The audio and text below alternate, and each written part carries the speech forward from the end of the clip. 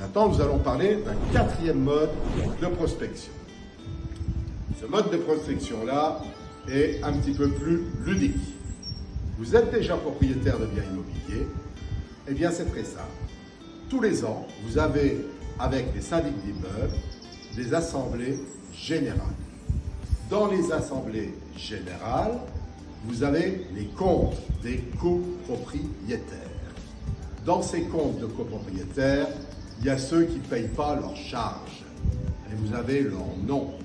Il suffit d'aller les voir, il suffit de leur envoyer un courrier et de leur dire « Je suis acheteur de votre appartement et je paierai également les charges que vous devez à la copropriété. » Naturellement, le prix ne va pas être le même puisque vous allez payer les charges, vous allez donc déduire les charges du prix de l'appartement. Et comme vous allez lui acheter l'appartement, vous allez également négocier le prix de l'appartement au moins de 10 ou 15%, ce qui lui enlèvera l'épine du pied.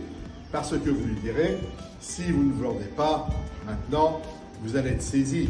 Et un appartement mis à la barre, c'est-à-dire aux enchères, ne se vend pas le même prix qu'un appartement de main à main. Il risque d'avoir de très très mauvaises surprises et de perdre beaucoup d'argent.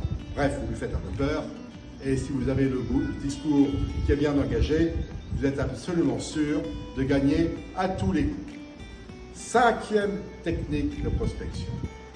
Celle-ci, elle est simple. Comme vous venez d'acheter dans un immeuble où il y a une copropriété, il suffit tout simplement d'aller frapper à toutes les portes pour vous présenter et de dire au passage dans votre présentation « Je suis le nouveau propriétaire, mais si votre appartement est à vendre, sachez que je peux être acheteur. » Et vous lui donnez votre numéro de téléphone et vous verrez que de temps en temps, vous allez recevoir un coup de fil, vous êtes invité à manger chez ce nouveau copropriétaire et peut-être qu'il vous vendra un studio. Ça va arriver au moins 4 fois. C'est peu, mais c'est 4 quand même. Voilà, j'espère que ces techniques vous ont plu. Je vous présente une très jolie œuvre d'art ici, qui correspond tout à fait à ce que l'on aime, c'est-à-dire de la technicité et de la technicité. Merci de m'avoir écouté. À bientôt.